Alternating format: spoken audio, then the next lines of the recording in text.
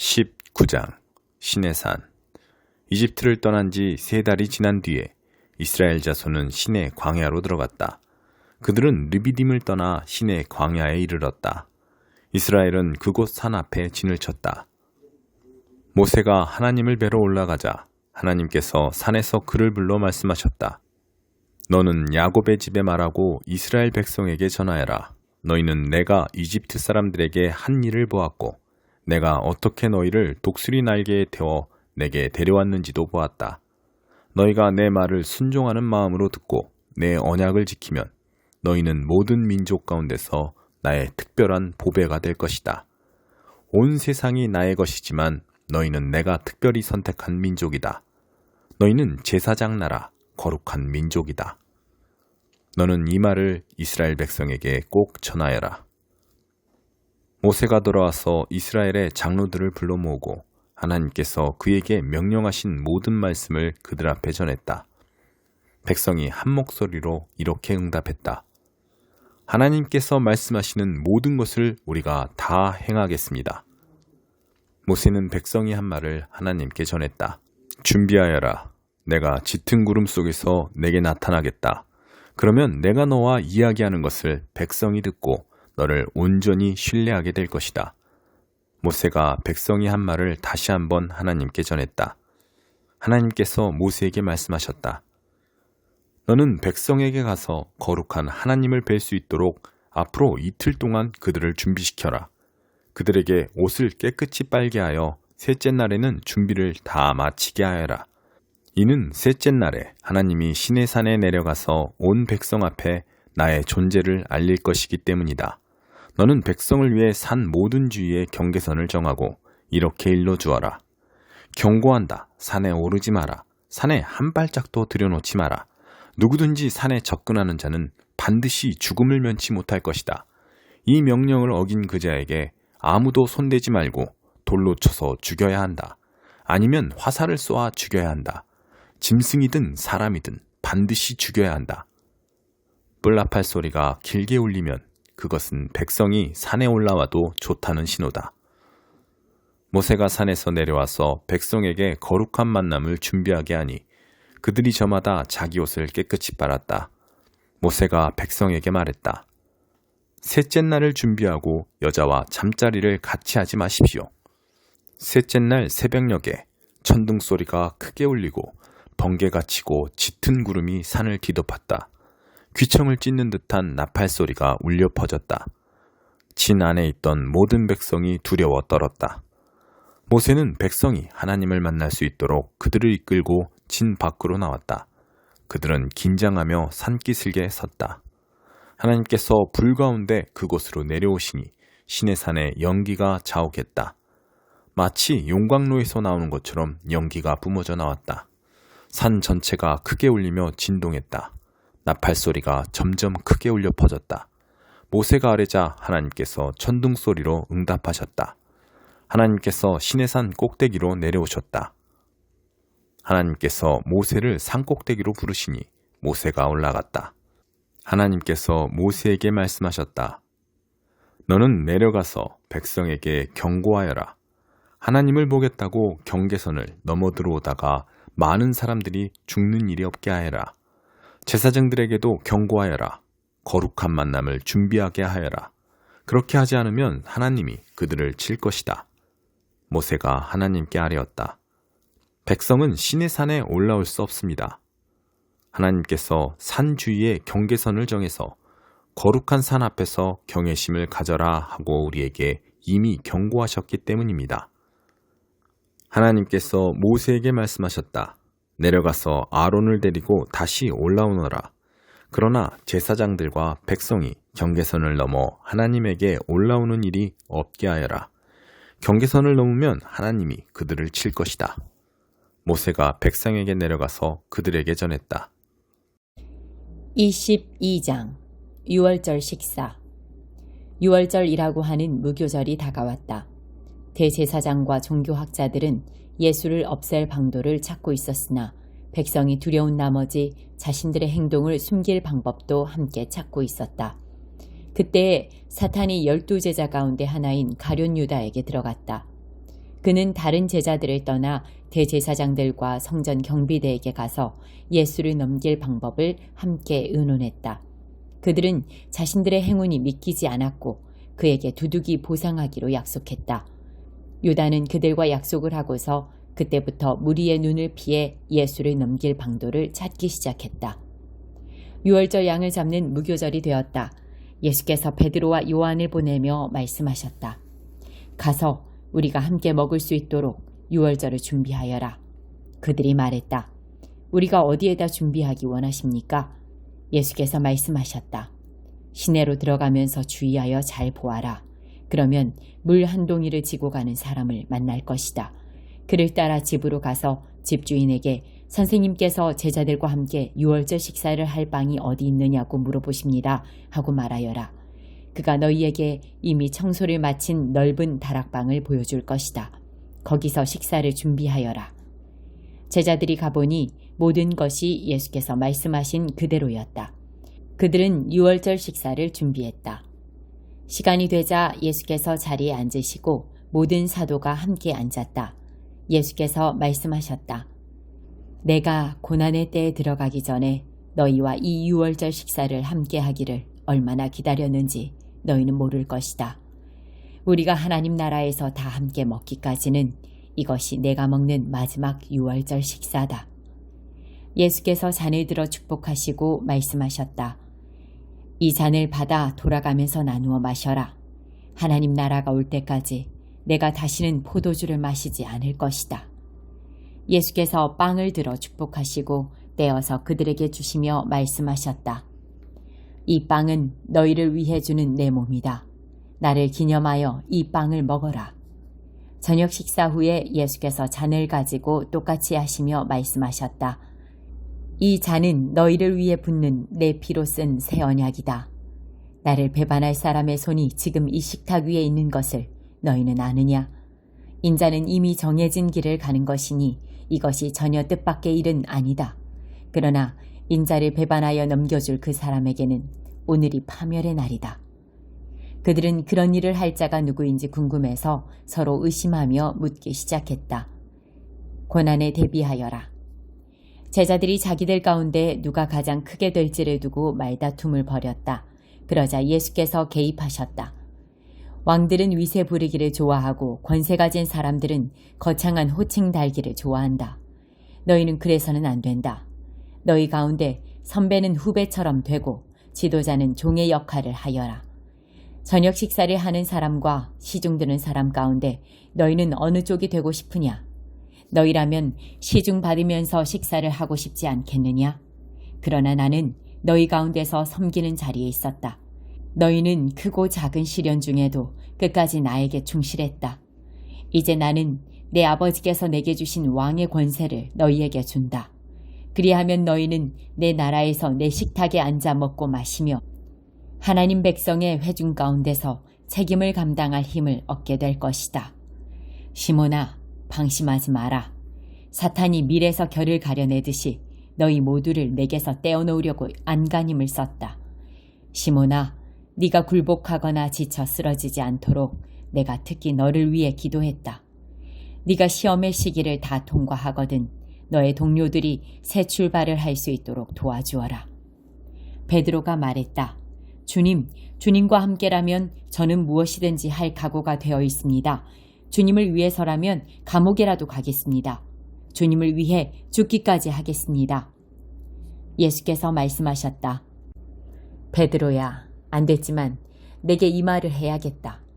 수탉이 울기 전에 네가 나를 모른다고 3번 부인할 것이다. 예수께서 말씀하셨다. 내가 너희를 보내면서 꼭 필요한 것만 가지고 가볍게 다니라고 했을 때 너희에게 문제가 없었느냐? 그들이 말했다. 물론입니다. 아무 문제 없이 잘 지냈습니다. 예수께서 말씀하셨다. 이번에는 다르다. 고난에 대비하여라. 힘든 시기가 닥쳐올 테니 필요한 것을 챙겨라. 너희 겉옷을 전당 잡혀서 칼을 구하여라. 그는 범죄자들과 한 무리로 여겨졌다고 기록된 성경 말씀의 최종 의미는 나에게서 완성된다. 나에 대해 기록된 모든 것이 이제 결말로 다가가고 있다. 제자들이 말했다. 보십시오. 주님, 칼 2자루가 있습니다. 그러자 예수께서 말씀하셨다. 그만하면 됐다. 칼 이야기는 그만하자. 올리브산에서 잡히시다. 예수께서 거기를 떠나 전에 자주 다니시던 올리브산으로 가셨다. 제자들이 그분을 따라갔다. 그곳에 이르자 예수께서 말씀하셨다. 유혹에 넘어가지 않도록 기도하여라. 예수께서 그들을 떠나 돌을 던져 닿을 만한 거리에 가셨다. 거기서 무릎을 꿇고 기도하셨다. 아버지, 이 잔을 내게서 거두어 주십시오. 그러나 내가 원하는 대로 하지 마시고 아버지께서 원하시는 대로 행하십시오. 아버지께서 원하시는 것이 무엇입니까? 그때 하늘에서 천사가 나타나 그분 곁에 서서 힘을 북돋아 주었다. 예수께서 계속해서 더욱 간절히 기도하셨다. 예수의 얼굴에서 쏟아지는 땀방울이 마치 핏방울 같았다. 예수께서 기도를 마치고 일어나셔서 제자들에게 돌아와 보니 그들이 슬픔에 잠겨 잠들어 있었다. 예수께서 말씀하셨다. 너희가 무슨 일로 자고 있느냐? 일어나거라. 유혹에 넘어가지 않도록 기도하여라. 예수께서 그 말씀을 하시자마자 한 무리가 12제자 가운데 하나인 유다를 앞세우고 나타났다. 유다가 예수께 입맞추려고 곧장 그분께 다가왔다. 예수께서 말씀하셨다. 유다야, 네가 입맞춤으로 인자를 팔려느냐? 예수와 함께 있던 이들이 사태를 보고 말했다. 주님, 우리가 싸울까요? 그들 가운데 한 사람이 대제사장의 종에게 칼을 휘둘러 그의 오른쪽 귀를 잘라버렸다. 예수께서 말씀하셨다. 그냥 두어라. 그러고는 종의 귀를 만져 낫게 해주셨다. 예수께서 거기에 온 사람들, 곧 대제사장과 성전 경비대와 종교 지도자들에게 말씀하셨다. 내가 위험한 범죄자라도 되는 것처럼 칼과 몽둥이로 내게 덤벼들다니. 이게 무슨 짓이냐? 내가 날마다 성전에서 너희와 함께 있었지만 너희는 내게 손 하나 대지 않았다. 그러나 이제 너희 뜻대로 하여라. 지금은 어두운 밤이요 어두운 시간이다. 베드로가 예수를 부인하다. 그들이 예수를 체포해서 대제사장의 집으로 끌고 갔다. 베드로는 안전한 거리를 두고 뒤따라갔다. 사람들이 안뜰 한가운데서 불을 피우고 둘러앉아 불을 쬐고 있었다. 불가에 앉아있던 여종 하나가 베드로를 알아보았다. 그리고 다시 유심히 보더니 말했다. 이 사람도 저자와 함께 있었어요. 베드로가 부인했다. 여자여, 나는 그를 알지도 못하오. 조금 있다가 다른 사람이 베드로를 알아보고 말했다. 너도 저들과 한패다. 그러나 베드로는 잡아댔다. 이 사람아, 나는 아니라고. 1시간쯤 후에 또 다른 사람이 아주 단호하게 말했다. 이 사람은 저자와 함께 있었던 것이 틀림없소. 갈릴리 사람이라는 표시가 이 사람의 온몸에 새겨져 있소. 베드로가 말했다. 이보시오. 나는 당신이 무슨 말을 하는지 모르겠소. 바로 그때 베드로가 마지막 말을 끝마치기 전에 수탉이 울었다. 그때 주님께서 고개를 돌려 베드로를 바라보셨다. 베드로는 수탉이 울기 전에 네가 나를 3번 부인할 것이다 라고 하신 주님의 말씀이 생각났다. 그는 밖으로 나가서 하염없이 흐느껴 울고 또 울었다. 조롱을 당하시다. 예수를 맡은 자들이 그분을 마구 때리며 조롱하기 시작했다. 그들은 예수께 눈가리개를 씌우고 놀렸다. 이번에 너를 친 사람이 누구냐? 그들은 그분을 가지고 신나게 놀았다. 아침이 되자 백성의 종교 지도자와 대제사장과 종교학자들이 다 모여서 예수를 최고의회 앞으로 끌고 갔다. 그들이 말했다. 네가 메시아냐? 예수께서 대답하셨다. 내가 그렇다고 해도 너희는 나를 믿지 않을 것이다. 내가 너희 질문이 무슨 뜻이냐고 물어도 너희는 대답하지 않을 것이다. 내가 할 말은 이것이다. 이제 후로는 인자가 하나님의 오른편 권능의 자리에 앉게 될 것이다. 그들이 일제히 말했다. 그러면 네가 하나님의 아들이라고 한 주장을 스스로 인정하는 것이냐? 그 말을 계속하는 사람은 너희다. 예수께서 말씀하셨다. 그러자 그들이 마음을 정했다. 우리에게 무슨 증거가 더 필요하겠소? 우리가 들은 것처럼 이 자는 자기 입으로 하나님의 아들이라고 말한 것이나 다름없소. 37장. 그 소리가 들릴 때마다 내 심장이 멎습니다. 정신이 아뜩하여 숨조차 쉴 수 없습니다. 들어보십시오. 그분의 천둥소리. 우르릉 꽝꽝. 우레소리로 말씀하시는 그분의 음성을 들어보십시오. 그분이 지평선 이쪽 끝에서 저쪽 끝까지 번개를 보내시면 북극에서 남극까지 온 세상이 환해집니다.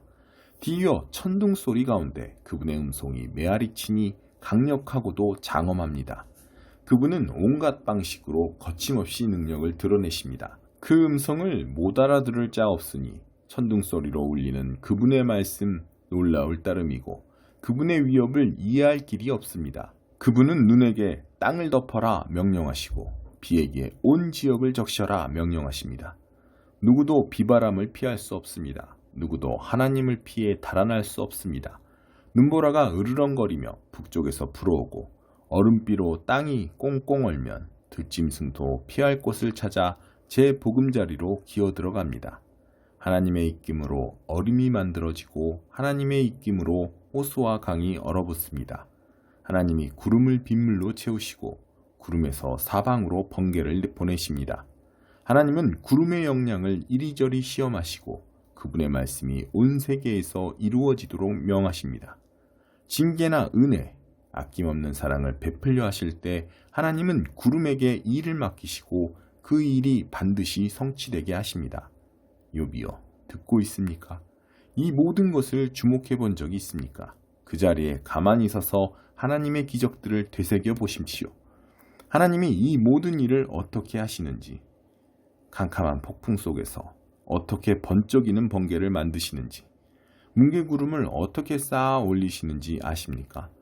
완전한 지성을 가지신 분의 이 모든 기적이 어떻게 가능한지 아십니까? 찌는 듯 더운 날이면 고작해야 부채질이나 하는 게 전부인 당신이 뜨거운 양철 지붕 같은 하늘에 영향을 미칠 수 있다는 생각을 어떻게 할 수 있습니까? 당신이 그토록 똑똑하다면 하나님께 어떻게 말씀드릴지 가르쳐 주십시오. 우리는 아는 게 없어서 그 방법을 도무지 모르겠습니다. 내가 하나님께 대들 만큼 우둔한 줄 아닙니까? 그것은 화를 자초하는 짓이 아니겠습니까? 정신이 온전히 박힌 사람이라면 구름 한 점 없이 화창한 날에 해를 똑바로 쳐다보지는 않을 것입니다. 북쪽 산에서 찬란한 금이 나오듯 위험에 찬 아름다움은 하나님께로부터 흘러나옵니다.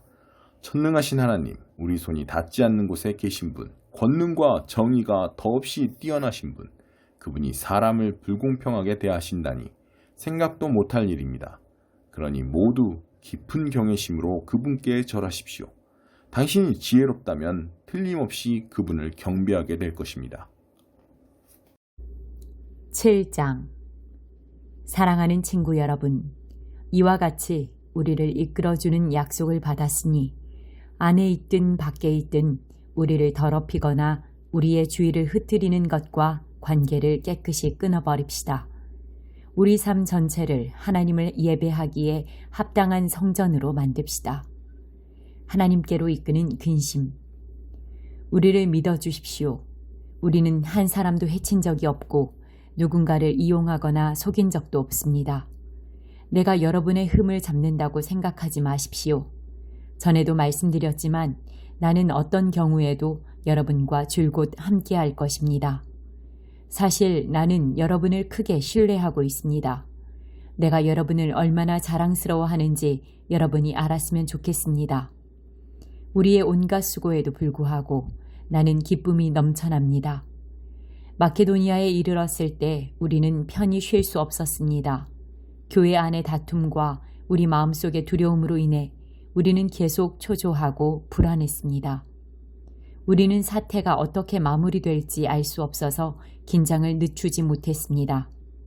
그때 풀이 죽은 사람들의 기운을 돋우어 주시는 하나님이 디도를 도착하게 하셔서 우리의 기운과 마음을 북돋아 주셨습니다. 우리는 그를 보는 것만으로도 기뻤지만 그에게서 여러분의 소식을 듣고 나서는 정말로 안심이 되었습니다. 여러분이 나에게 얼마나 마음을 쓰는지, 여러분이 나 때문에 얼마나 슬퍼하는지, 여러분이 나를 두고 얼마나 걱정하는지 그가 소식을 들려주더군요. 나의 걱정이 금세 평안으로 바뀌었답니다. 나는 내 편지가 여러분을 근심하게 했다는 것을 압니다. 그 당시 나는 마음이 편치 않았지만 지금은 사태가 어떻게 마무리되었는지 알기에 전혀 후회하지 않습니다. 그 편지가 여러분을 근심하게 했지만 잠시만 그랬을 것입니다. 지금 내가 기뻐하는 것은 여러분이 근심했기 때문이 아니라 여러분이 아픔을 겪으면서도 상황을 호전시켰기 때문입니다. 여러분은 근심하며 하나님에게서 멀어지기는커녕 도리어 하나님께로 나아갔습니다. 그 결과는 모든 것이 유익이었지 손해가 아니었습니다. 우리를 하나님께로 이끄는 근심은 그런 일을 합니다. 우리의 방향을 바꾸게 하고 우리를 구원의 길로 되돌아가게 합니다. 그런 아픔에는 결코 후회하는 일이 없습니다. 그러나 근심으로 인해 하나님으로부터 멀어지는 사람은 후회만 하다가 결국 죽음에 이르게 됩니다. 하지만 그 아픔이 여러분을 자극하여 하나님께 가까이 가게 했으니 놀랍지 않습니까? 여러분은 더 생생하고 더 사려 깊고 더 섬세하고 더 공손하고 더 인간답고 더 열정적이고 더 책임감 있는 사람이 되었습니다. 어느 모로 보나 여러분은 이 일로 깨끗한 마음을 갖게 되었습니다. 그것이야말로 내가 편지를 쓸 때 가장 먼저 기대한 사항입니다. 나의 1차적 관심은 해를 끼친 사람이나 해를 입은 사람이 아니라 여러분을 위한 것이었습니다. 여러분이 하나님 앞에서 우리와 맺은 깊고 깊은 관계를 깨닫고 그에 합당한 행동을 하려는 것이었습니다. 결국 그렇게 되었고 우리는 너무나 기뻤습니다. 또한 디도가 여러분의 반응을 접하고 느낀 충만한 기쁨을 알게 되었을 때 우리의 기쁨은 배가 되었습니다. 여러분이 해준 모든 일로 디도가 어떻게 다시 살아나고 새로워졌는지를 보는 것은 놀라운 일이었습니다. 나는 디도에게 여러분을 무척이나 칭찬하면서 혹시라도 나의 말이 거짓이 되면 어쩌나 하고 염려했는데 여러분은 그 염려를 말끔히 해소해 주었습니다. 내가 조금도 과장하지 않았음이 드러난 것입니다. 디도는 내가 여러분을 두고 한 말이 모두 진실임을 직접 목격했습니다. 그가 여러분의 즉각적인 순종과 점잖고 섬세한 환대를 두고두고 이야기하고 있으니 말입니다. 그가 그 모든 일에 확실히 감동받은 것이 분명합니다. 나는 더할 나위 없이 기쁩니다. 여러분이 무척 든든하고 자랑스럽습니다.